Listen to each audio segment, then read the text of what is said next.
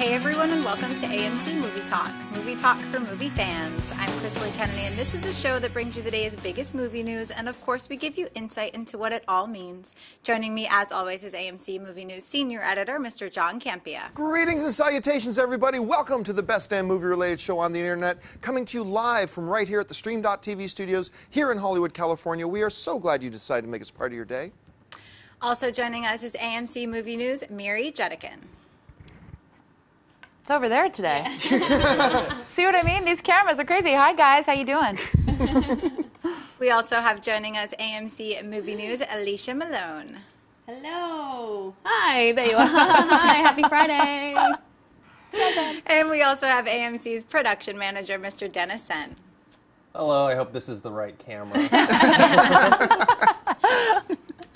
All right, guys, although Transformers Age of Extinction opens in AMC theaters on July 27th, the production has just announced two new voice cast members in John Goodman and Ken Watanabe. Goodman will voice the Autobot Hound, while Watanabe will voice the Autobot Drift. John, what do you think of these two new voice additions to Transformers Age of Extinction? Generally speaking, I don't care when celebrities are doing voices of characters. Doesn't matter to me. I'd rather get a voice actor in there. However, Ken Watanabe has one of the coolest voices in Hollywood, like, ever. Remember we were talking about him? Let them fight. Let them fight. We're watching the Godzilla trailer. Best He part says of the that. trailer. Let them fight. And I'm like, like, take me. Okay, so Watanabe has one of the coolest voices in the world. So putting him in there, I'll make an exception. Like, Ken Watanabe, James Earl Jones. Like, there are a couple other, like... Morgan Freeman was another I was going to say. So there are some really great voices that I get. Look, I love John Goodman. I won't care that he's the voice of this, that, and the other thing, though. But, yeah, Watanabe, I'll make an exception. Dennis? I like the addition of the two names, but my guess is they probably have already done all their voice work. I mean, we're less than a little more than a month away. Yeah, but you can do this stuff in a day. You can, but the thing is the sound mixing. You got to get into the sound mixing, and people are like furiously trying to finish that. You know, it's already picture locked. All the visual effects are done. They're probably just tweaking with the sound. So I think they just announced it recently. But the only real name I do care about Transformers is Peter Cullen. Yes. As Optimus Prime. That's the only one I really OG care about. gangster. And, Weller. Yeah. As Galvatron, the original Megatron voice. Yeah, it's true. That's pretty good too. Alicia? Well, I think it's likely to be so processed, you know, with the Autobot voices that it won't matter too much. But John Goodman is great too, with Monsters Inc. and Monsters University as Sully. Watanabe as one of the best voices around lately.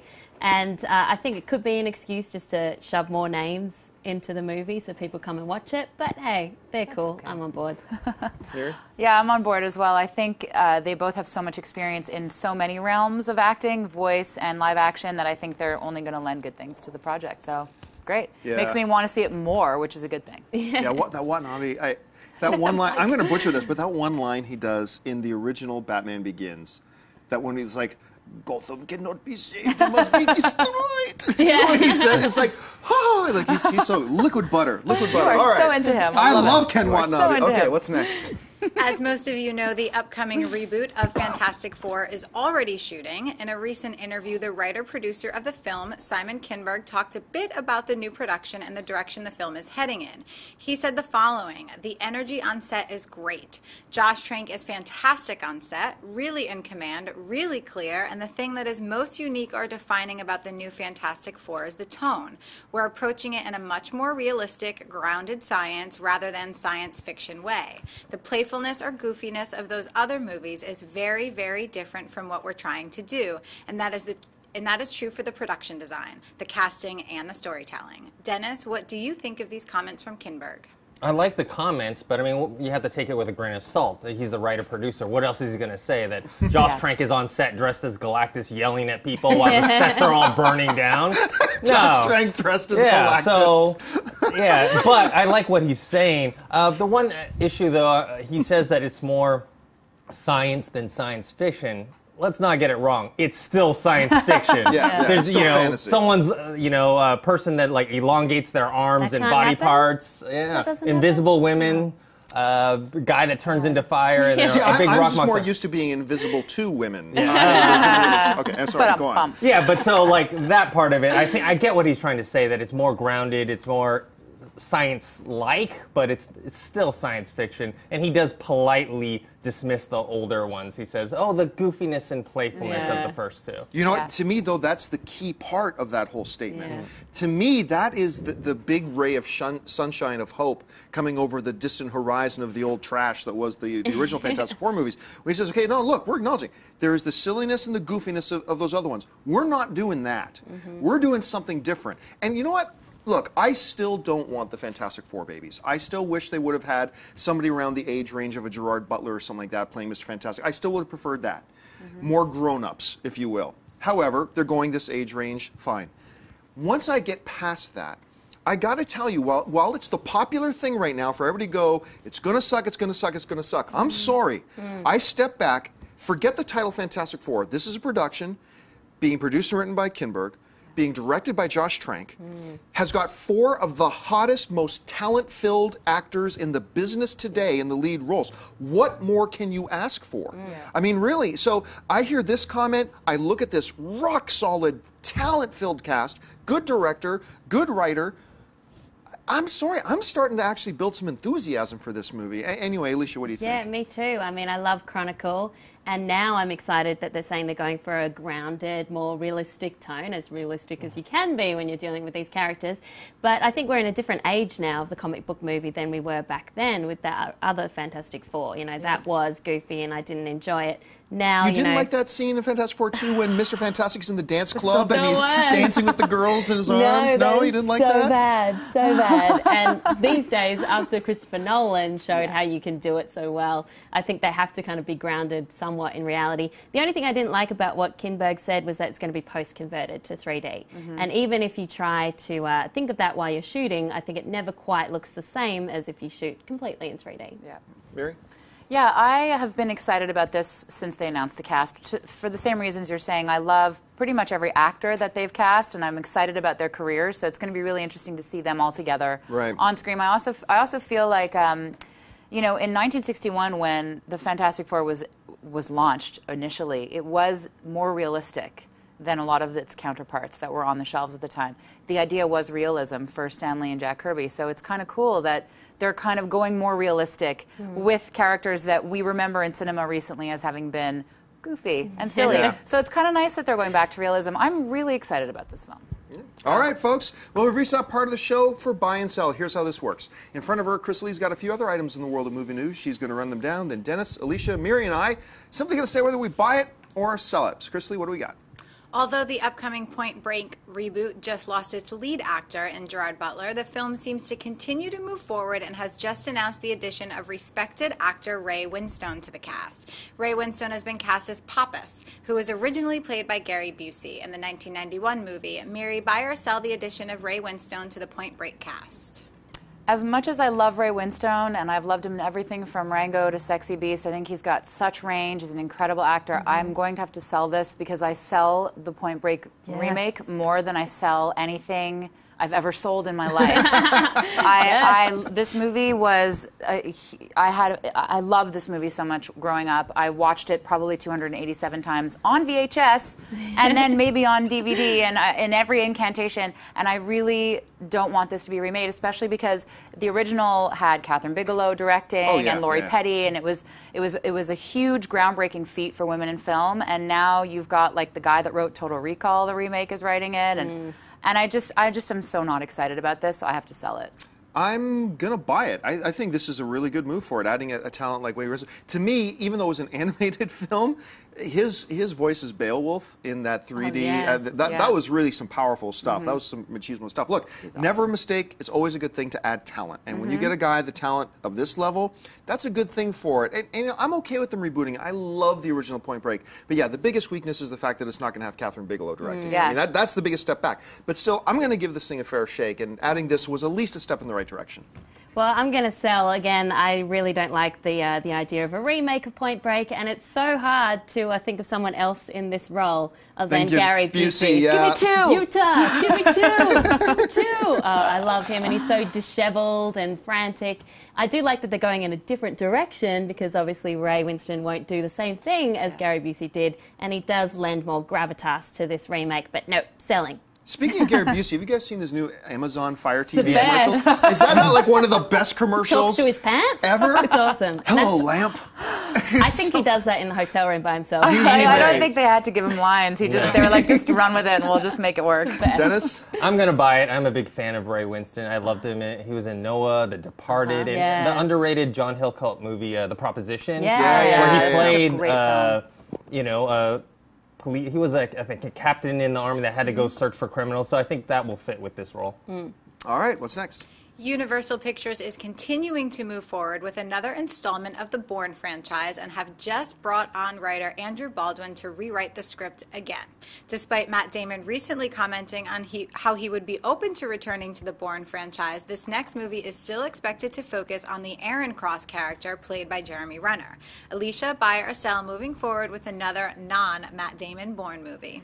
Selling everything today. I'm selling this because I thought Bourne Legacy was fine. It was okay. I think Jeremy Renner is a great actor, but to me it was really lacking the compelling character of Jason Bourne, and the fact that he was a side story just made you think about Jason Bourne even more and how great Matt Damon was in that role.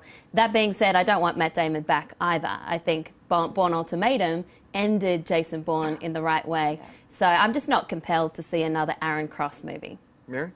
I'm going to buy it, actually, because I actually liked this movie more than I thought I would. I agree with you that I had to mourn the loss of Jason Bourne in the Bourne franchise, but I think if there is a world where they do a sequel and somehow, because the timeline's paralleled with Bourne Identity, so it would be kind of cool to see Matt Damon come in as Jason Bourne and have Aaron Cross and have their paths cross. That would be dope. Yeah, I would they love need that. Paul Greengrass back to do that, not Justin Lin from Fast and Furious. I agree. Dennis? I buy it. Even though the Bourne Legacy was the weakest of the franchise, I still enjoyed it, and I think there's potential there. I like Jeremy Renner.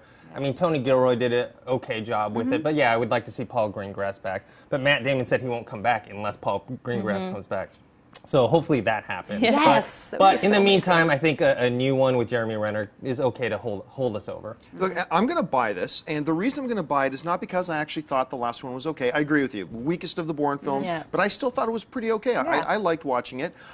As opposed to you, I think Lynn is a really interesting mix to this franchise. You bring that type of sensibilities that he brought to Fast and Furious to something like a Bourne film with the Jeremy Renner. I think the potential is there that it could actually be pretty darn cool.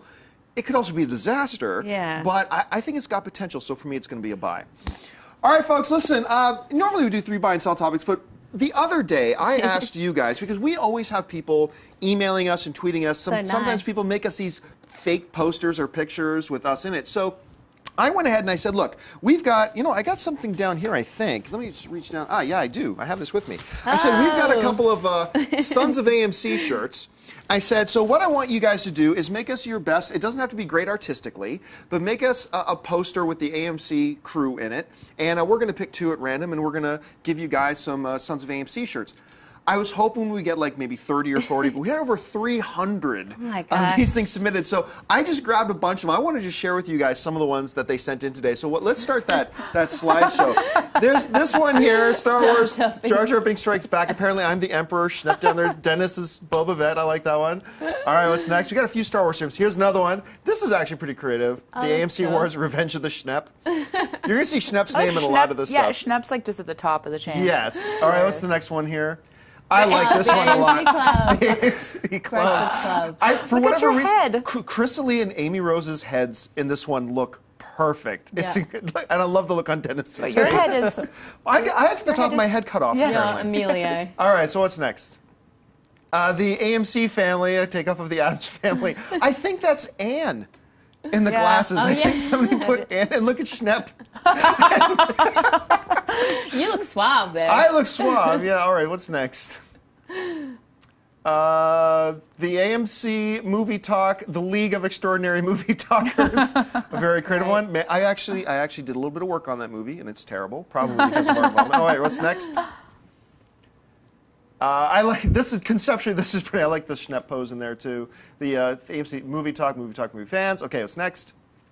This is conceptually, this yeah. might be one of my favorites. Just something really cool, artistic about it. beautiful. Very cool. Do you recognize it as being from anything Being else? on the filthy. It No, looks but very it has a tucked Ollie in. Moss type of feel to Yeah. it. Yeah, I kind of like that one. Okay, what's next?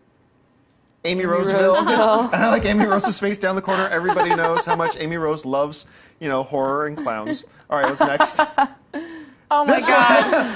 The Mean Girl, the God. AMC girls. Good Dennis. I know. You're wearing a belly top. This one is. By the way, Dennis actually owns that shirt. I just want to point that out. Nice legs there. Yeah, that one. I'm gonna need therapy over that one. Okay, what's next? Yeah. Based I off love this the one. story we did the other day when Schnepp said that looks like a cocaine volcano. John Schnepp in Cocaine Volcano. And his look on his face. Look at, and I like this tagline: "Mankind was born on a volcano. Let's fly high." All right, what's next? Oh, that's so Dawn good. of the Planet of the Schnepps. I like that, just with the one little red stripe down it. All right, it's next. This is one of my favorites. The Schneppable Me. And if you look at, like, everybody's in there. Chris Lee climbing up the scarf. Amy Rose apparently being piggyback. I don't know. That's, and I just love the Schnepp as the minion. That's pretty cool. You're Gru. That's awesome. And I'm Gru. It's so great. I almost got the nose for it. Okay, what's next? If there is more. This is one Christian told me about. Star Wars Episode 7, Rise of the AMC my Jedi God. Council. I never pictured myself. Actually, I used to have hair that looks ridiculously like that. Really? Like really disturbingly like that. Okay, is there any more? Oh yeah, more modern one. Neighbors, Family versus Threat. Is there another one? Oh yeah, John Schnepp. This is one of the first ones that got sent in, actually. I thought that was a really creative title too. All right, what's next? Schnepp up. This one. Oh, Schnepp just walked into the thing. Schnepp up. Your ears are burning. Revolution. Schnepp up revolution. Okay, is there another one? I think that's one. Oh, this one was really cute too. The AMC movie based on the Lego one. That's cool. And is there more? Oh, this is another. Look at you. The compositing on this one's really Yeah, good. Yeah, that's perfect. Your face is perfect. The lighting even looks right. The perfect tilt on Dennis's face. That one's really done well. All right, what's next? The new Twilight one. Look at Schnepp in the back.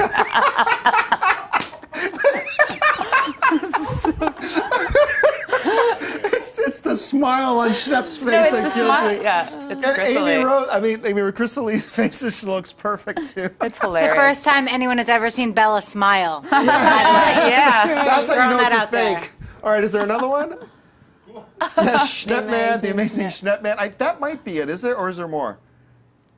Oh, it's too bad. It's not all fitting on the screen. This is kind of a takeoff of a Ocean's 11 kind of poster. So it's a guy. I'll have the gatekeeper. I like the that Schnepp is just the Schnepp Schnepp. picture. Like Yeah, Trainspotting. just Schnepp. Trainspotting Or maybe Trainspotting. poster, That's yeah. what it's. Okay, is there another? The AMC Movie Talk crew. You can't. It's a little bit off screen. Maybe you can see it on your screen at home. But Schnepp as Beast looks hilarious. I really like what they did with Christian as Magneto too. That was really good. And Dennis as a bald guy, if you ever wanted to picture that. All right, next. That's it. So my God. Guys, thank you. So there were a lot Lovely. more. There were so much more, but obviously we just don't have time to go into all the ones you guys sent in. But thank you so much to all of you guys who sent in those posters. And like I said, we're going to pick a couple at random and send out some Sons of AMC T-shirts. So thank you so much for your participation in that. All right, folks. Sure, my cheeks are hurting now. All right. It is that time of the show for AMC Mailbag, and here's how this goes. If you've got a topic or a question you'd like us to address on the show, you can email us anytime at amcmovietalk@gmail.com. Now, every day we'll pull out a couple of questions. And listen, if you're watching us live, we'll save a couple of minutes at the end of the show to take your questions live via Twitter. You can tweet to us live at AMC Movie News, and the gatekeeper will pick out a couple from there. So for now, it's time for Mailbag. Chris Lee, what do we have? Ben Evelsizer writes, I was wondering how directing a movie differentiates from directing a TV show. I feel like with a feature-length film, the director has complete control over the story, but with a TV show, the director has to not only continue the story of a previous director, but set the story for the next director. I guess my real question is, what are the similarities and/or differences between directing a TV series and a feature film? Yeah, a director in a TV show and a director in a film are really two very different things, as a matter of fact. Like, if you really want to find an equivalent for a director in a TV show, it's the showrunner. It's really the writers and who are in charge of the show. Yeah. So and every show will have one or two showrunners, so like the lead writers, and they're in control of everything that happens and set the direction and all that kind of stuff. And then episode to episode, you have each individual director just kind of work on that episode, you know. Whereas in a film, that director in that chair is the one who's kind of steering the ship. So that's really more the equivalent. So they are two different things. Schnepp, it's too bad Schnepp isn't on the show. He's off in the corner, cowering in the corner like he's plotting some evil or something. But you know, Schnepp, who's directed television, could speak better to this. But really, that's the main difference. Did you guys have anything to add to that? Yeah, with the pilot episode in television, whoever directs the pilot episode sets the tone and style for the entire series. And then the other directors that come in are kind of more hired guns that do maybe 1 or 2 episodes a season. And then they kind of not copy, but they follow the directional style of that first pilot. And then from there, they just have less control. You know, with a movie, a director gets to set the tone, the style, and all that stuff. But for television, you're right, the showrunner is the guy. Yeah, I think it's interesting that we have so much crossover now. So we see these feature film directors coming on board to direct TV becoming more cinematic. I have to watch True Detective. Oh, yes. I love Cary Fukunaga from Sin Hombre and Jane Eyre, and then it's interesting, Rian Johnson did some Breaking Bad. So I like that there's this crossover these days. Well, interesting you should bring up True Detective, because it is an exception. Cary Fukunaga did the entire arc, all 8 episodes, which is actually really, really rare in TV. Usually it is changing directors from episode to episode, and you're right, the showrunner runs the show. So they kind of have more of the directorial role in the overarching arc of the entire season. So, all right, what's the next question? Christian Velasco writes, "Hey AMC, love the show. I wanted to ask if we'll ever see another King Kong film. The 2004 remake was great in my opinion, and with Godzilla coming real soon, I was wondering if it would be necessary to make King Kong return. And after that film is made, do you think it would be a great idea for a Godzilla versus King Kong remake as well?" Okay, so I would have liked Peter Jackson's King Kong a lot more if they just literally done nothing different except cut off the first hour of the movie. If they started that movie on the boat approaching the island, and that's where the movie started, you wouldn't have lost anything, and it would have been a much better film. That movie did not need to be 3 hours long. So just that whole first act, just get rid of it. Get rid of the entire first act. That movie would have been like 30% better. Having said that, could we see a King Kong reboot? Absolutely. King Kong is going to be a timeless title. Every generation there's going to be a new incarnation. I don't know if we're going to see one soon, but it's possible. And if they did, could we see Godzilla versus King Kong? No. Why? Because this King Kong climbs up buildings. This Godzilla has the buildings come up to his knee. So that's just King Kong going, or Godzilla, I mean, just stepping on King Kong. The way this incarnation of Godzilla is anyway, King Kong would not, he would be a tick on his ear that he just flicks off. So I don't think we'll see a King Kong versus Godzilla. Anyway, what do you guys think? Well, it just occurred to me that it would be cool if they rebooted King Kong and did make him scale with Godzilla, and then they did a major battle between the two. But I got excited when I saw this letter because I thought, what a cool thing to see it done now with the technology that we have and the visual effects abilities that we have. But I agree with you. I think unless they completely reboot King Kong in the same, because King Kong is roughly in the most recent incarnation is the same scale as a T-Rex, right? Yeah. And by the way, that fight between King Kong and the T-Rexes, that was awesome. I really liked that movie. I love Naomi Watts in that movie too. I thought she was so good as the Fay Ray, damsel in distress, and her face and his face. It was like watching love scenes. It was beautiful. But it also comes down to rights as well. I mean, so Godzilla's owned by Toho Company, the Japanese company, and they lent him to Legendary to make this new movie, possibly more. Wait and see how well this new movie comes. Then King Kong is owned by Universal. They have the copyright to him. So Legendary working with Warner Brothers, I don't know, it gets really confusing, so that's where I think it might not work. Oh, on your point, it's like the whole Marvel situation we talked about. Well, let's say they do come to agreement and they decide to do the movie. Who's going to win? Who's going to look good? Who's going to look bad? It'll end up in a stalemate. I remember they actually did make Godzilla versus King Kong back in the day. They lent him to. I think they did 2 versions. 2 versions of it. One where King Kong won and one where Godzilla won. That's not going to happen today's age. Right. All right, folks, well, we said we leave a few minutes at the end of the show to take your questions live via Twitter, and we're going to do that right now. So once again, if you want to get a question, you still have time. Tweet to @AMC Movie News. Crystal Lee is monitoring that Twitter stream. So, Crystal Lee, what are people asking? Rogelio wants to know, he says, hey, Crystal Lee and AMC Movie News, I love the show, never miss it. Do you all think they will do a remake or a reboot of Daredevil or Elektra? Well, I mean, we know that they're developing a TV series of Daredevil for Netflix. So let's answer that question after we see how that does. I mean, if it gets canceled after the first season, then maybe they'll look at rebooting it as a feature film. If it does okay on Netflix, then it's probably going to live there on Netflix for a while. What do you guys think? Yeah, I hope that it does well because I'd like to see the Daredevil character actually represented properly and not the way he was represented. I like Ben Affleck's Daredevil movie. I do. I do not. I would like to see another one just to wipe the stench away from that movie and just start again. I don't think we'll see one for a while. Because both ways, like, let's say it's successful on Netflix, then they'll probably just want to continue that success. Yeah. If it's terrible, then they're like, screw that, they're not going to do it at all. Sit on the shelf. All right, what's next? Anthony Givas wants to know, do you believe Sam Mendes is an underrated director? No one really talks about him that much.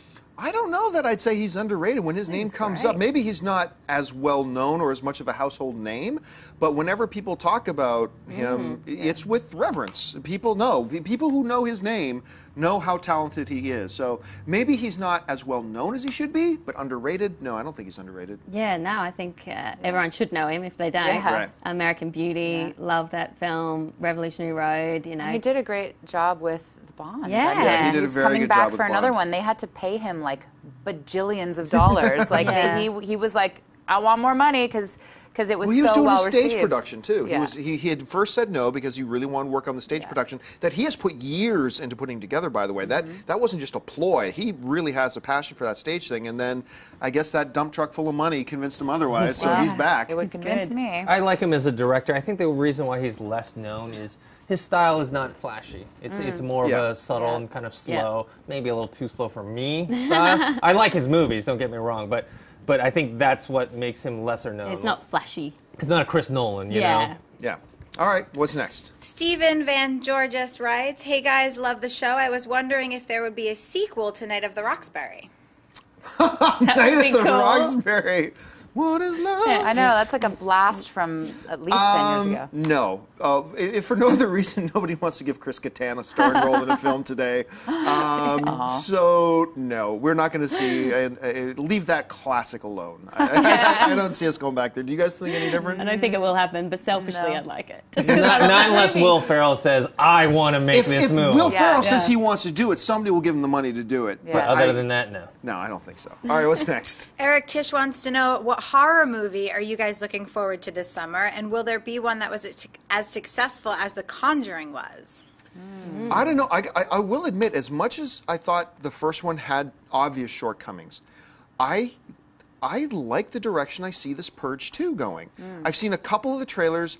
I like the Crossbones is in there. And it just, for whatever to me, it feels like it has a better sense of identity. That first film, it just never coalesced for me. You know what I mean? When you're watching, it just never came together. For whatever reason, I'm watching the trailers for the second Purge, and I'm like, this seems like they've actually got a direction they're going in, and I'm excited for it. I got to admit I am. What about you guys? Well, I'm excited for the one that we talked about on AMC Movie Talk not that long ago, that As Above, So Below.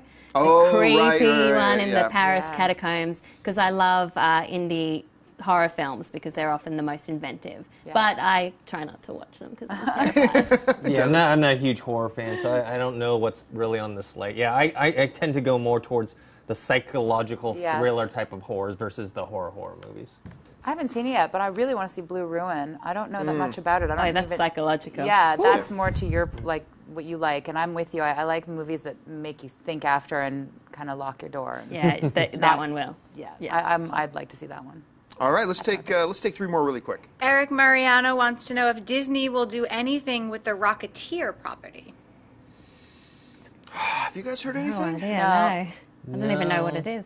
Well, the the original Rocketeer with Rocketeer, Billy Campbell, it's funny because when it came out, Joe Johnston directed it, and he did the first Captain America, and obviously Disney likes working with him, but it didn't do very well, and then it kind of built this cult fan audience over the years. I still see people dressed as a Rocketeer every Halloween. Yeah, it's got like a real cult following, so I think it's maybe an untapped opportunity, but they have so much going on right now in their film space that I don't think they really need to. Jennifer Connelly was in that. I forgot that. I need to see it. Oh, yes. Okay. It's beautiful. It's Two more beautiful quick. looking. William Parcell wants to know if you think Days of Future Past will effectively reboot the franchise. I don't know. I sent Amy Rose to New York to cover the junket for X-Men, and she saw a screening of it, and she was dancing on air. Yeah, she was fangirling all over the place. She was seriously geeking out about that movie. She wasn't the only one. I checked on the Twitter for a bunch of other friends I know who were in New York and went to that press screening, and there are words like, could be better than Captain America 2 being thrown around. Look, I have been excited for the new X-Men. I never would have dreamed it could be as good as Captain America 2, because everybody knows how good I thought that movie was. But if it's even being compared by some people to that film, I'm super excited. Does it effectively reboot the franchise? I mean, I doubt it, because I don't think rebooting it means getting rid of everybody and bringing in a whole new slate. I don't think they're doing that. No, I don't see why they would, especially, I think they might make another one, but I don't see why they would reboot the whole thing. Yeah, do you guys think any different? I'm excited. Yeah. That's all I have to say. Maybe X-Men Apocalypse will reboot? I don't know. Yeah, that seems to. yeah. But I mean, if That's Bryan fine. Singer is still directing X-Men Apocalypse, I mean, then it really is a reboot. We'll have to see where they're going with that. Good question, though. Excellent question. All right, last question of the day. Andy Penny says, would you want a Pacific Rim 2 if Del Toro was not directing? Yeah, I'd be totally fine with it if it was. Look, the strength. Del Toro's a magnificent director.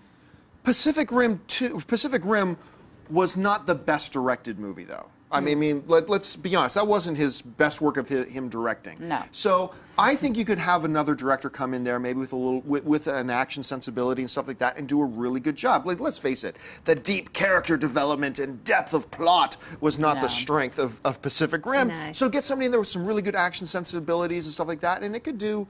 I'd be totally okay with it. I'd be very happy to hear he is directing it, but I'm fine if he doesn't. What do you guys think? Robots versus monsters, I love, but Yeah. bring them into the city, because I didn't like how Pacific Rim was a lot out in the ocean. You couldn't get a scale comparison. You couldn't see how big they Right. were. Yeah. Whereas someone like Godzilla in the city is really cool to see. Dennis? Because you love Pacific Rim. Yes, I love Pacific Rim. Would I still want one if he wasn't directing? Sure, but I'd be very upset that he isn't. But I would disagree with you. I think Pacific Rim was actually well directed. I think the lacking parts of that movie were more the story, the screenplay, and I think a lot of the nuances in what made Pacific Rim fun was the direction. All right. Okay. I don't need it. I don't need to see it. I would like to see Guillermo del Toro do like another kind of version of something like Hellboy or Pan's Labyrinth, or I want to see him do another. He wants to do Hellboy. I want to see him do more of that because he so excels with creatures and fantastical scenarios. Problem is he can't find it. He that's wants to do Hellboy 3. He's very public about that, but he can't find anybody willing to pay the bill Right. for it. Because he said he's on record as saying if he's going to do Hellboy 3, it's going to be like a $200 million film. I would see that. And like Legendary was like, that's nice. And they said no. Yeah, it's so and, risky. We'll see how that goes. Anyway, folks, that will do it for us. Thanks so much for joining us. Listen, lots of great movies playing in AMC theaters right now, like Neighbors that I just went to go see again last night. Yay. Head on over to www.amctheaters.com for your theater, showtime, and movie ticket information. If you haven't done so already, make sure you click on that subscribe button, become a subscriber to our AMC Movie News YouTube channel. We are adding new content all the time. We got AMC coming soon with Chris Lee. We've got AMC Versus. We've got AMC Spoilers. We're shooting a spoilers review today, by the way, for Neighbors. We've got AMC Top 5. We've got AMC Jedi Council. We got AMC Mailbag, AMC Movie Talk-Ups. Lots of content. You got to keep subscribed to keep up to date on what's going on. I want to thank everybody who's sitting at the table with me. First of all, sitting to my immediate left is Miri Jedikin. Miri, where can people find you online? They can find me Twitter, Miri the Jedi, Instagram, Miri the Jedi. Very easy. Sitting to my right, Miss Alicia Malone. Alicia, where can people find you? You can find me at malonesmovieminute.com or on Twitter at Alicia Malone. Mr. Dennis Zen. Dennis, where can people find you online? You guys can find me on Twitter at ThinkHero and on YouTube ThinkHero Pro. And our gatekeeper today, Miss Chrysalie Kennedy. Chrysalie, where can people find you? You guys can find me on Twitter and Instagram at Chrysalie. And you can find me on the various social media channels just at John Campbell. I want to remind you, too, if you want an audio-only edition of this episode, you can get our podcast. Look in the description of this video, and you'll find links to our iTunes and our Stitcher. And I want to remind you, if you use the TuneIn app, we are right now the #1 featured station on TuneIn under entertainment. So you can follow us on TuneIn. It's a great way to keep up with all of our audio stuff. So, my name is John Campbell for AMC Movie News, and until next time, bye-bye. Hey everyone, if you liked this video, click that thumbs up button and make sure to subscribe to our AMC Movie News YouTube channel. It's free and helps you stay up to date with all the latest movie news, as well as our daily AMC movie talk show. Also, make sure that you follow us on Facebook and Twitter to stay up to date with all of our special promotions, contests, and prize giveaways.